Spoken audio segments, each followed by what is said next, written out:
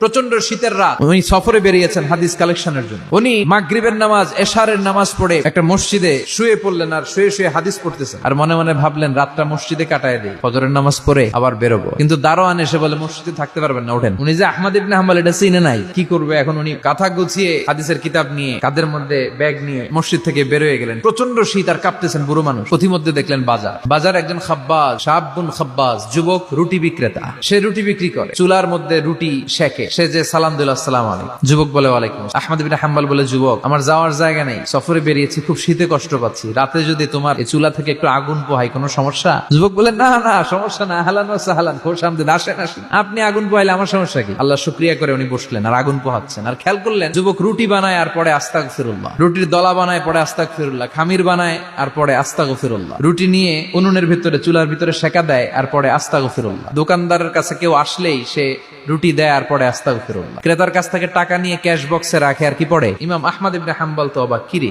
এটা আবার কেমন যুবক, খালি আস্তাগফিরুল্লাহ। উনি প্রশ্ন করলেন, যুবক ঘটনা কি? আসার পর থেকেই তোমার দেখতেছি তুমি রুটি বানাও, রুটি বিক্রি করো আর পড়ো আস্তাগফিরুল্লাহ।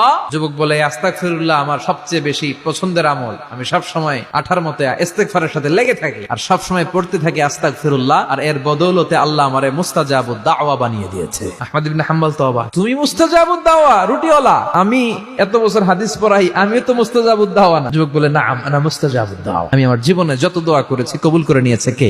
সব দোয়া কবুল করে নিয়েছে আল্লাহ, একটা দোয়া ছাড়া। আহমদ ইবনে হাম্বলের কৌতূহল, কিউরিওসিটি আরো বেড়ে গেল, কি সেই দোয়া? যুবক এবার বলতে শুরু করলো, আমার জীবনে যে দোয়াটা আল্লাহ কবুল করে নাই সেটা হচ্ছে আমি আল্লাহর কাছে অনেক চেয়েছি, অনেক দোয়া করেছি যে আল্লাহ, শুনেছি এই জামানার সবচেয়ে বড় মুহাদ্দিস, তার নাম নাকি ইমাম আহমদ ইবনে হাম্বল। আল্লাহ তোমার কাছে আমার চাওয়া, আমি যেন এই ইমাম আহমদ ইবনে হাম্বলরে দেখে মরতে পারি, আমি যেন ইমাম আহমদ ইবনে হাম্বলের হাতে হাত রেখে মুসাফা করতে পারি আর তার কপালে একটা চুমু এঁকে দিতে পারি। আহমদ ইবনে হাম্বল আবেগপ্রবণ হয়ে গেলেন, চোখের পানি ছেড়ে দিলেন, বললেন, যুবক তোমার এই দোয়াটাও কবুল হয়ে গিয়েছে।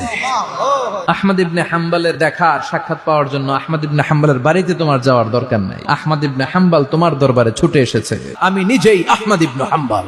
যুবক চোখের পানি ছেড়ে দেয়, আহমদ ইবনে হাম্বল চোখের পানি ছেড়ে দেয়। যুবক চিৎকার মেরে ইমাম আহমদ ইবনে হাম্বলকে জড়িয়ে ধরে, হাতে হাত রেখে মুসাফা করে, কপালের মধ্যে চুমু খায় আর আল্লাহর শুকরিয়া করে বলে, ও ইমাম, আসলে এই দোয়াটাও আল্লাহ আজকে কবুল করে নিল।